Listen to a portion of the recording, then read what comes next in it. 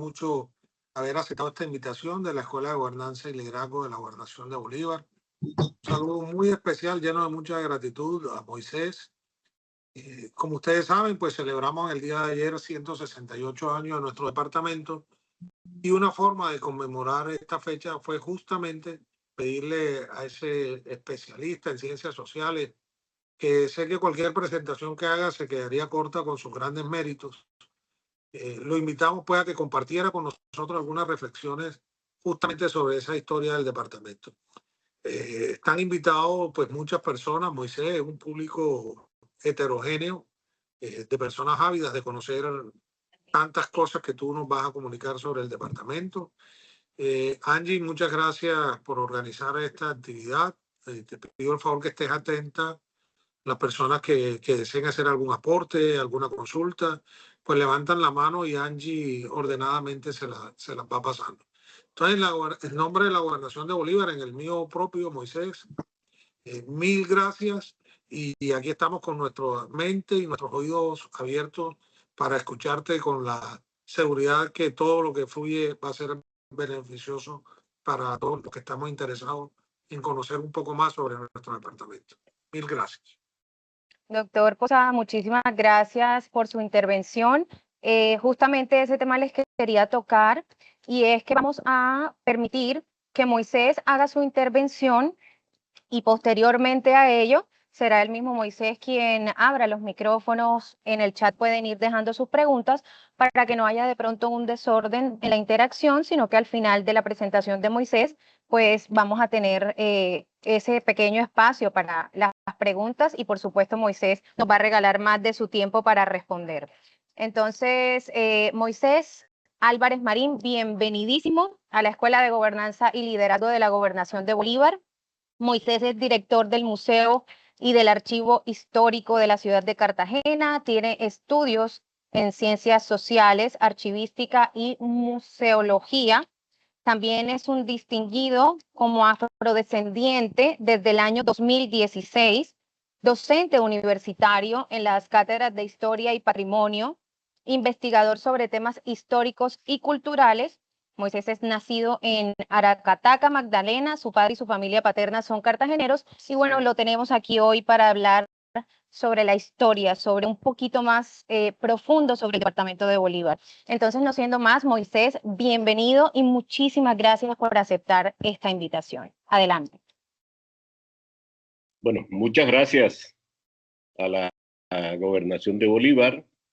Gracias también a la Escuela de Gobernanza y Liderazgo, a nuestro amigo Javier Posada. Gracias también, Angélica. Gracias a todos los que se han asomado a este diálogo. Y decirles que cualquier oportunidad que haya para repasar, refrescar un poco la memoria, creo que es importante por cuanto nos sigue dando mayores elementos, asumir las realidades de nuestro presente y, por supuesto, pensar seriamente en el futuro. Hace unos...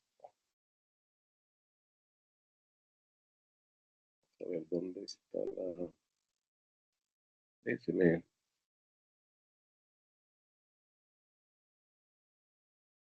No es... Voy a buscarla.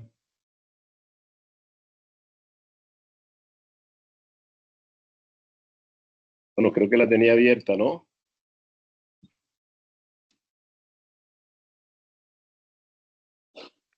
Aún no nos sale, Moisés. Toma tu tiempo tranquilo para que puedas compartir en pantalla lo que nos vas a enseñar a todos.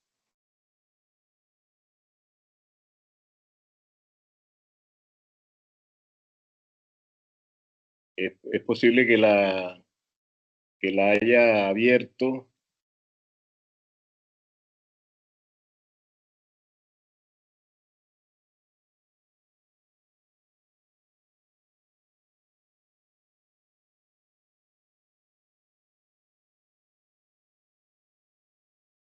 Permítanos un momento, creo que Moisés abandonó la reunión por error. Voy a verificar por aquí.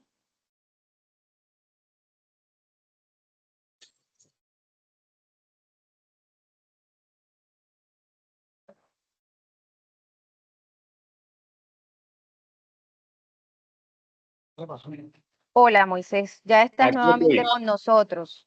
Sí, aquí estoy. Sí, Es permíteme, que, te vuelvo a poner en primer plano para ahora sí, todos. ahora sí está la presentación allí. Ya.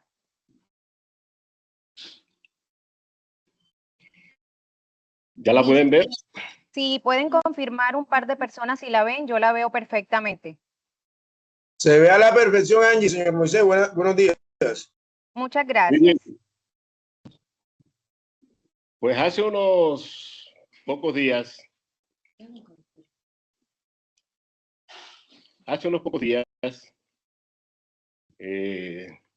exactamente el 1 de junio, se celebraban un aniversario más de la fundación de Cartagena.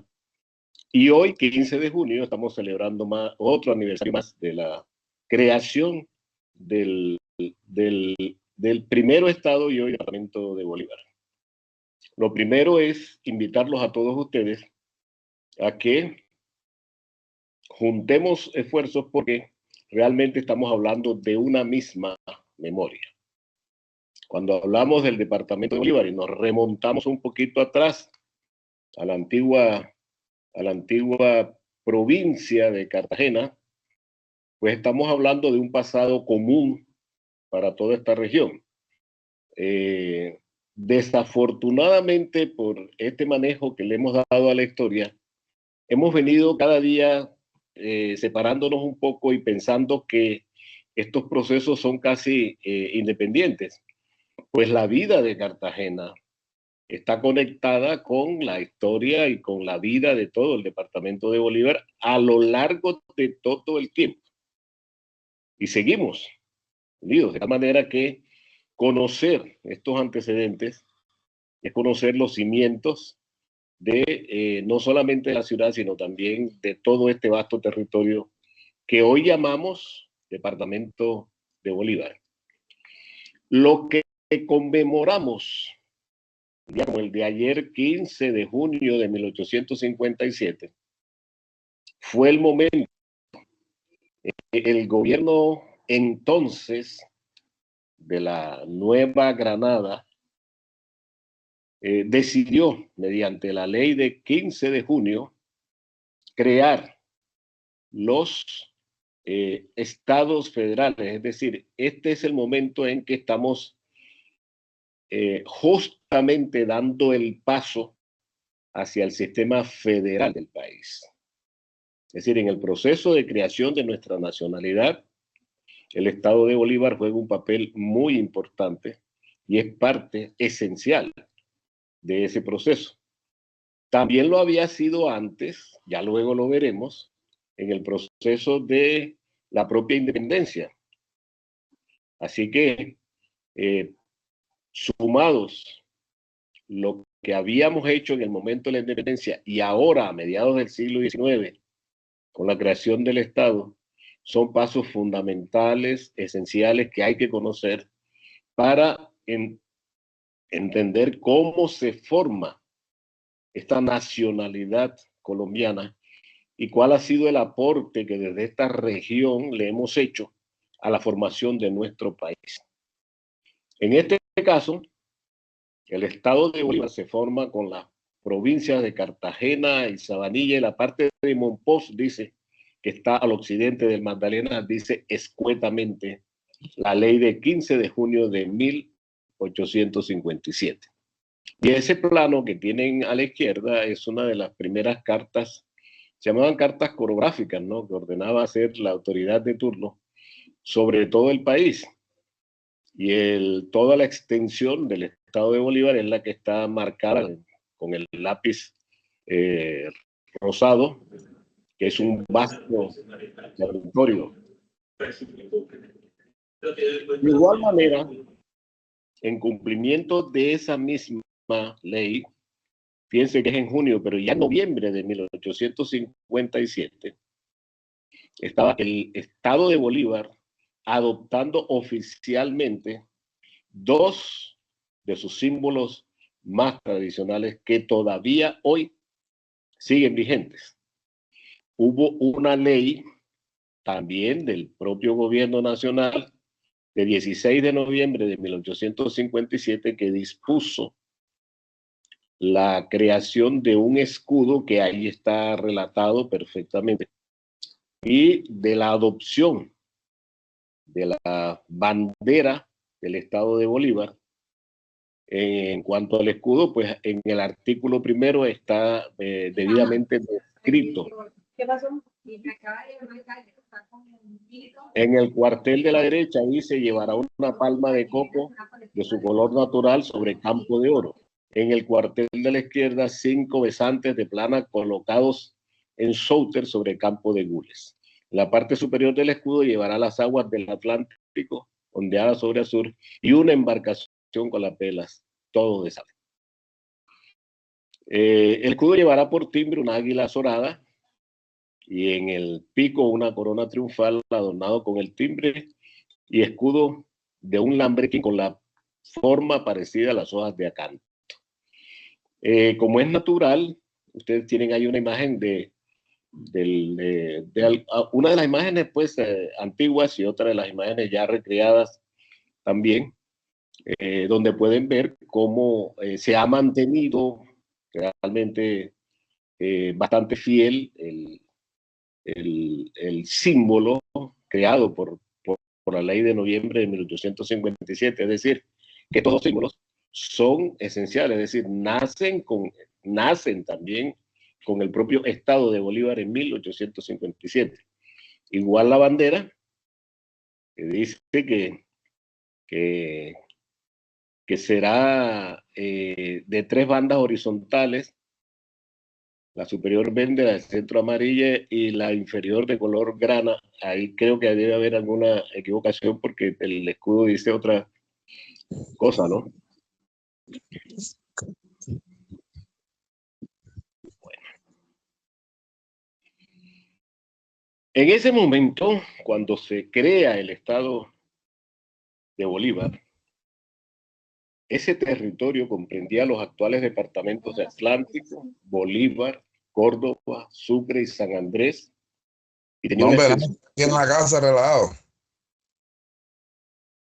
Tiene una extensión aproximada de 65.000 kilómetros cuadrados. Solo podemos imaginar las vastas proporciones de este espacio si tenemos presente que era más grande que el 50% de los países europeos, imagínense ustedes. Y en América era en mayor tamaño que las repúblicas de El Salvador, Belice, Costa Rica, al igual que superior en casi todos los países del Caribe insular, excepto Cuba. Es decir, estamos hablando de lo que hoy se puede considerar que es la mitad del Caribe colombiano. Ese momento, como les decía hace unos minutos, 1857, pues está el país en plena efervescencia, está en el pleno debate sobre las grandes reformas liberales, y en este caso es uno de los pasos más avanzados que se dan hacia el sistema federal del país. Esto fue una gran discusión que además causó unos grandes conflictos, como ustedes lo saben, a lo largo y ancho de todo el país, que a pesar de este gran paso, continuaron profundizándose muchas de estas diferencias, y en ese espacio de la creación de los estados soberanos seguimos de largo con la guerra de nuestro país. Es, por algunos especialistas, llamado como un momento de mucho avance político, pero todavía de una falta de formación política que nos asegurara un poco mayor la estabilidad de todas las reformas que se estaban planteando en este momento. Ese mismo territorio, hoy estamos celebrando 168 años desde estableciendo como punto de referencia, como hito, la creación del Estado de Bolívar en 1857. Pero realmente esta historia nuestra tiene mucho más alcances y se extiende a muchos siglos antes de la conquista española. Por hacer un simple resumen, por todo este territorio atravesaron muchas culturas prehispánicas y al momento de la conquista española hacia el año de 1500, existían en este territorio por lo menos estas dos grandes. Eran muchos más, pero de las que han dejado mayor huella en nuestra identidad y en nuestra cultura, están los caribes, que estaban en toda la orilla del mar. Se sabe que habían salido del sur del Brasil y que habían ido emigrando por todas las costas de Sudamérica e invaden lo que hoy es Venezuela y las costas colombianas. Por eso los encuentran en estas costas los primeros conquistadores españoles que llegan a nuestro territorio. Y hacia el interior de esta provincia, la gran cultura prehispánica del Zenú. Se sabe que su nivel de avance cultural era muy notable en el panorama de todas las culturas prehispánicas de Colombia, tanto que hoy hay aquí en Cartagena un museo destinado a presentar todo ese avance cultural de los zenúes. Y hay algo más. La existencia de esos tesoros del Zenú allí, sin duda, fueron uno de los argumentos que tuvieron en cuenta los conquistadores para solicitar los límites de esta provincia.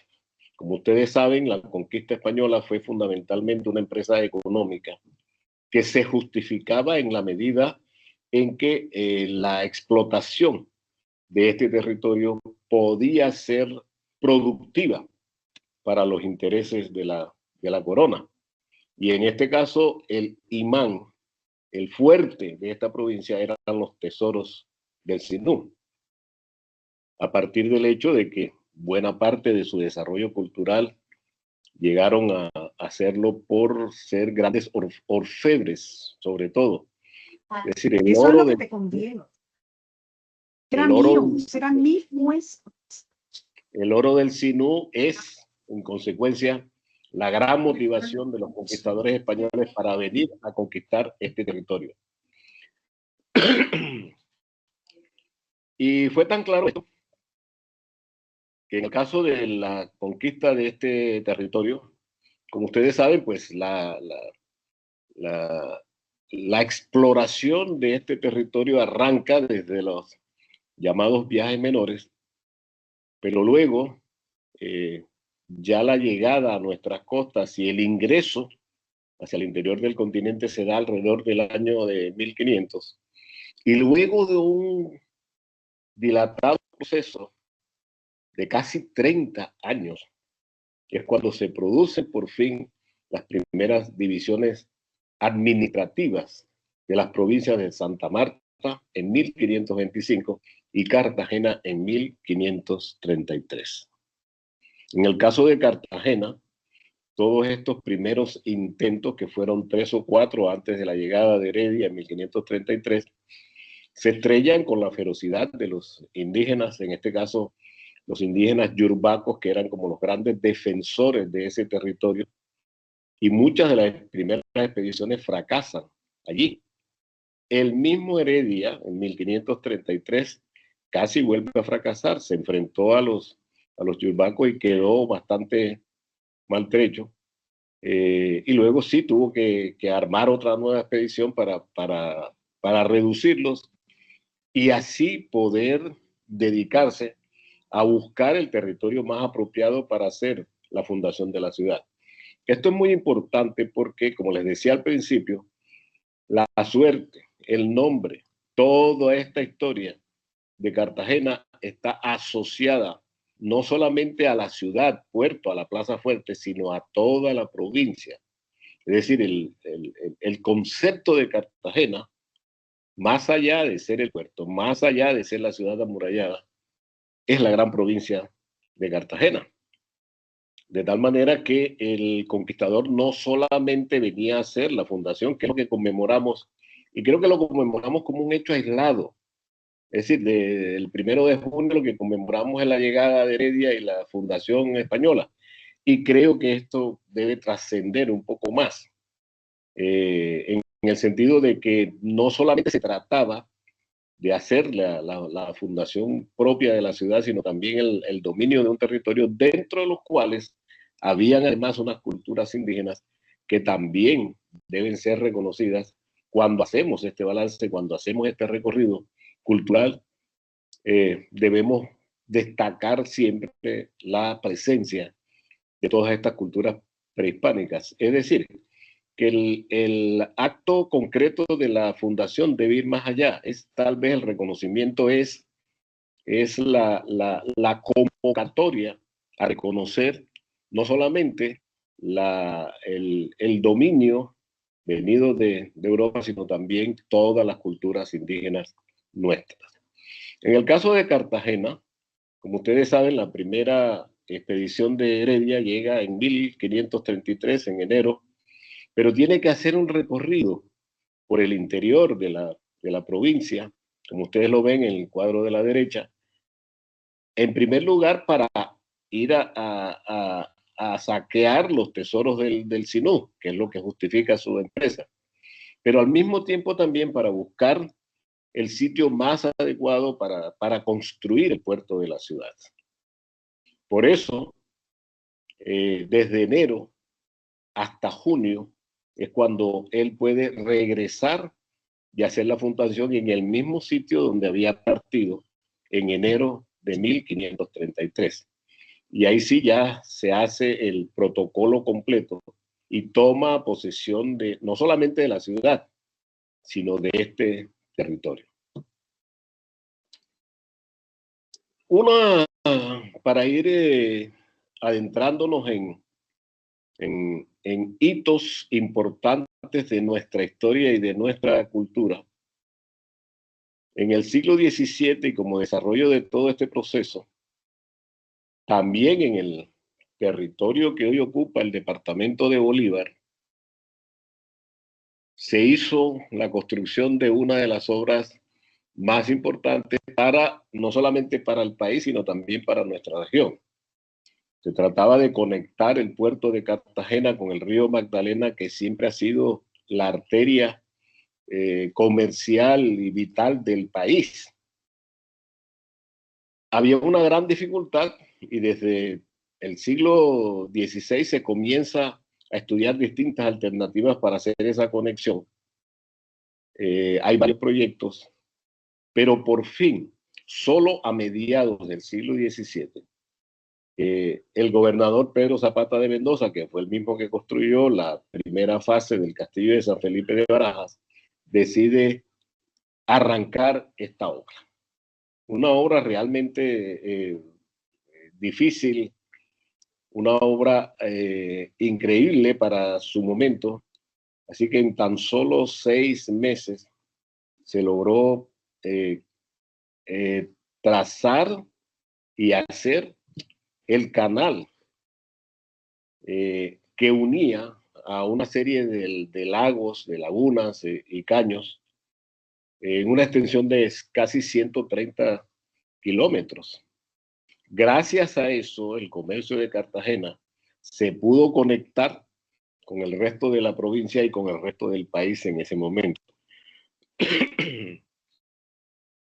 El canal que se hizo en el siglo XVII quedó semidestruido por efectos de la guerra de independencia y tuvo que rectificarse en varias ocasiones en el siglo XIX y aún en el siglo XX.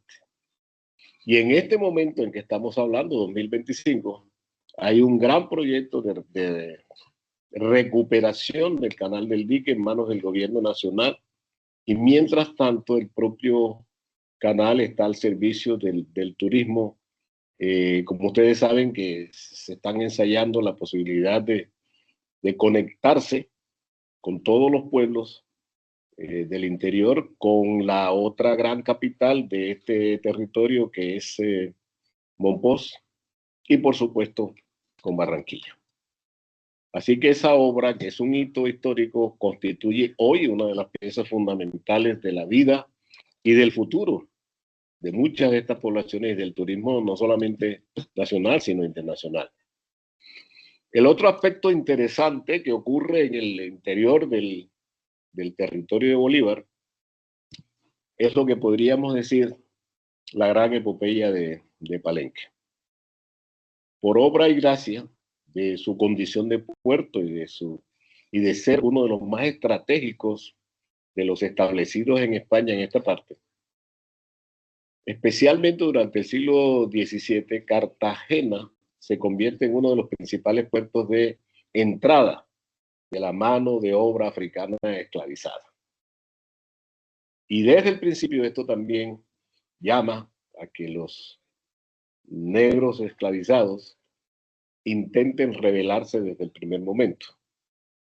De tal manera que durante todo el siglo XVII, la corona española arma unas expediciones punitivas al interior de la provincia, donde en el siglo XVII se establecieron más de 20 palenques para arrasarlos, borrarlos, traer a sus líderes y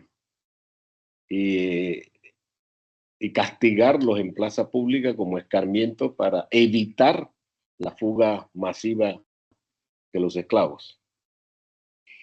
De todo este proceso del siglo XVII, es decir, de más de un siglo de guerras, llega a principios del siglo XVIII el primer paso hacia la liberación de nuestros pueblos, luego de una mediación del obispo. La corona española decide otorgarle la libertad, reconocer la libertad del Palenque de San Basilio, y por eso se constituye en el primer pueblo libre de América. Y eso es un hito en la historia de nuestra cultura, en la historia de la presencia africana en nuestro territorio, y constituye sin duda una de las piezas esenciales para entender la identidad del pueblo caribe, y en este caso del pueblo bolivarense. Así que, por un lado el Canal del Dique y por otro lado el Palenque de San Basilio son hitos históricos de primer orden en el departamento de Bolívar. En el siglo XVIII ya hay una mayor definición de esa provincia. A finales de ese siglo se ocurren los famosos censos de población, especialmente el de 1777, que tanta información nos ha traído para conocer por dentro a la ciudad y por supuesto a la propia provincia. Según ese censo, esta vasta provincia tenía en 1777 casi 120,000 habitantes, convirtiéndola así en la segunda más poblada de la Nueva Granada, el virreinato de la Nueva Granada. Y de estos habitantes, de esos 120, Cartagena albergaba alrededor de 13,000. Creo que Cartagena en el momento de mayor número de habitantes pudo tener alrededor de 20,000. Y era el segundo centro urbano más importante del virreinato después de Santa Fe. El tercero en este mismo orden llegó a serlo Mompox por su importancia comercial. Esta población estaba dividida en un vasto territorio, en cerca de 86 poblaciones entre ciudades, villas, parroquias, pueblos, es decir, eran distintas jerarquías que tenían estas poblaciones. Y solo 3 poblaciones superaban los 4,000 habitantes, que eran Cartagena, Mompox y Lorica. Para la administración de todo este territorio, la provincia estaba organizada en partidos, se llamaban partidos, de Tierra Adentro, Barranca, Maates, Mompox, Tolú y Sabanas. Según un informe de un funcionario de la administración colonial en el siglo XVIII, esta provincia estaba dividida en 15 jurisdicciones o corregimientos.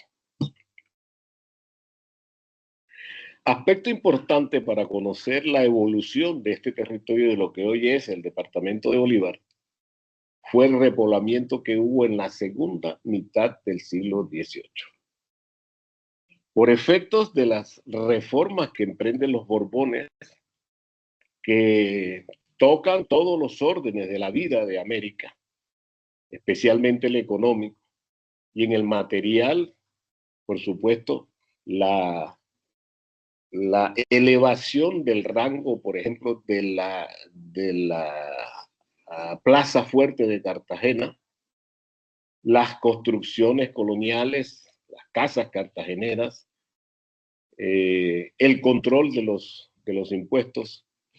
Y en ese orden, las autoridades se lanzan entonces a tratar de ejercer un mejor control, y para ellos viene una expedición, se arma una expedición al mando de don Antonio de la Torre y Miranda, que entre 1774 y 1779 fundó y refundó cerca de 43 poblaciones de la provincia de Cartagena, en los cuales reunió un total de 40.000 habitantes, es decir, la tercera parte de la población. Muy importante esta obra de la Torre y Miranda, porque como ustedes lo pueden ver en el plano de la izquierda, él, además de hacer físicamente la intervención, estableció un modelo para la organización de cada uno de estos municipios, de estos pueblos, de estos asentamientos. E inclusive ahí en el plano pueden ustedes ver la traza que él sugiere para cada una de estas poblaciones. Ya a la derecha tienen cómo fueron cada una de las salidas, desde la Santana en Barú, pasando por Rocha, Caballos, Arjona, Ternera, Villanueva, y llegando hasta Montería, San Carlos y Purísima, ¿no? Montería fue casi una de las últimas, ya en 1778. Este repoblamiento realmente es el que viene a reconfigurar todo el establecimiento, tanto físico de la provincia como el aparato administrativo de ella. Así que por eso es tan importante conocer los aspectos de toda la obra de la Torre y Miranda. Ya al momento de la independencia, y esto es bien interesante, porque fíjense que así como estamos celebrando que el 15 de junio de 1857 se creó el Estado soberano de Bolívar, ya 40 o casi 50 años antes, en 1811, ese mismo territorio había sido convertido en el Estado libre y soberano de Cartagena. Por efectos de todas estas convulsiones políticas que se dan en toda la América, y por supuesto en el virreinato de la Nueva Granada, en el que Cartagena entra en una gran confrontación con la capital, con Santa Fe de Bogotá. Todo esto desemboca en que en 1810, en Santa Fe de Bogotá, se proclama la primera independencia, y Colombia ha fijado por eso su fecha nacional como el día de su independencia. Pero más allá de eso, Cartagena ciudad y Cartagena provincia, es decir, todo este vasto territorio del que estamos hablando, da un paso mucho más avanzado que el que se había dado en Bogotá. El 11 de noviembre de 1811 se proclama la independencia absoluta, que para algunos investigadores no solamente se hace de España, sino que se hace también de Santa Fe de Bogotá, y se constituye el Estado libre y soberano en lo que después sería el Estado de Bolívar. Es un Estado libre y soberano, lo que podríamos decir que es el primer intento de república nuestra, es decir, la primera república, el primer paso para la configuración de nuestra república se da justamente en Cartagena, y es esta nuestra primera patria. Tanto que esa bandera, que es la llamada bandera cuadrilonga de Cartagena, la que todos ustedes conocen, esa bandera es adoptada no solamente en función de la independencia de Cartagena, sino que también en 1814 las llamadas Provincias Unidas la adoptan como el primer emblema nacional. Así que la bandera de este Estado libre y soberano de Cartagena es, podríamos decir, la primera bandera nacional, la primera bandera de nuestra nacionalidad. Y repito, no solamente se trataba de la ciudad independiente, era la gran provincia de Cartagena. Esa es nuestra primera república. Desafortunadamente, por obra y gracia de la reconquista española en 1815, este primer sueño de república que se da en nuestro territorio desaparece, es borrado del mapa de una manera cruel, sangrienta.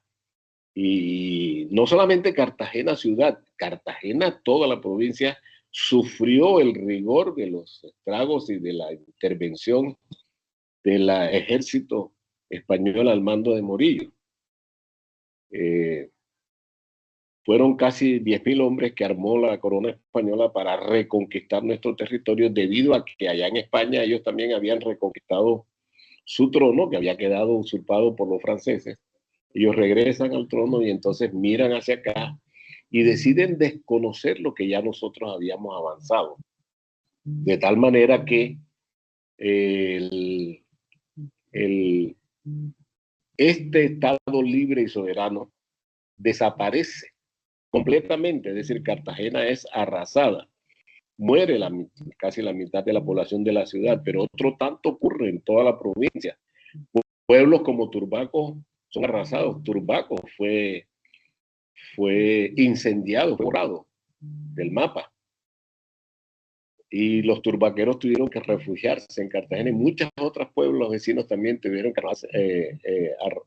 asomarse a Cartagena, guarecerse en Cartagena, porque Morillo había cercado toda la posibilidad de ayuda y de que Cartagena pudiera salvarse de semejante catástrofe. Fueron 5 meses de sitio. Fue más de la mitad de la población que murió por el hambre. Fueron otros miles muertos en acciones de guerra, combates de ataque y de defensa de la ciudad.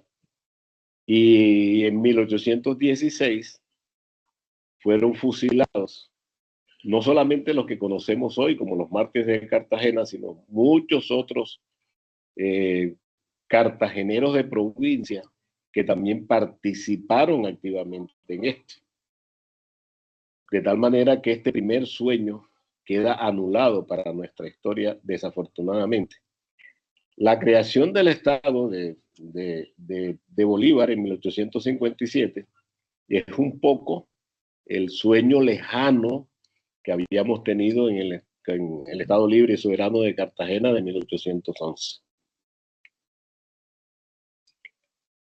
Cuando triunfa la independencia, nos pasamos casi la mediados del siglo, casi la mitad del siglo XIX, discutiendo los modelos y haciendo una serie de reformas sobre qué convenía. Es decir, todas estas ideas políticas con las que se había formado la naciente república, también la tenemos aquí. Cuando triunfa la independencia, ese antiguo territorio de la provincia y del Estado Libre y Soberano de Cartagena fue en 1821 elevado a la categoría de departamento del Magdalena e Istmo, es decir, con Panamá, Santa Marta, Riohacha y Panamá. Esto es bien interesante porque eso nos explica por qué al momento de la creación de la actual Universidad de Cartagena en 1827, uno de los nombres originales que tuvo la ciudad fue precisamente ese, Colegio del Magdalena e Istmo. que era como se llamaba todo este territorio. Pues Cartagena, como era de esperarse, que era la ciudad, pues, digamos, con mayor peso político y económico, fue escogida como capital de ese departamento. Y por disposiciones constitucionales, el ordenamiento colonial, el que ya habíamos hablado de partidos y corregimientos, quedó abolido y se introdujo el sistema de cantones, a su vez compuesto por distritos, es decir, este nuevo orden republicano. Las 10 provincias clásicas que van a existir desde comienzos de ese siglo XIX, las 8 primeras fueron cantones a inicio de la República, es decir, esas 8 primeras se convirtieron en cantones y las 2 últimas se crearon ya en 1850. Por esta ley de 1821, como ustedes ven en el 7º punto, se forma el Estado del Magdalena, que absorbe lo que había sido el antiguo Estado, provincia de Cartagena, perdón.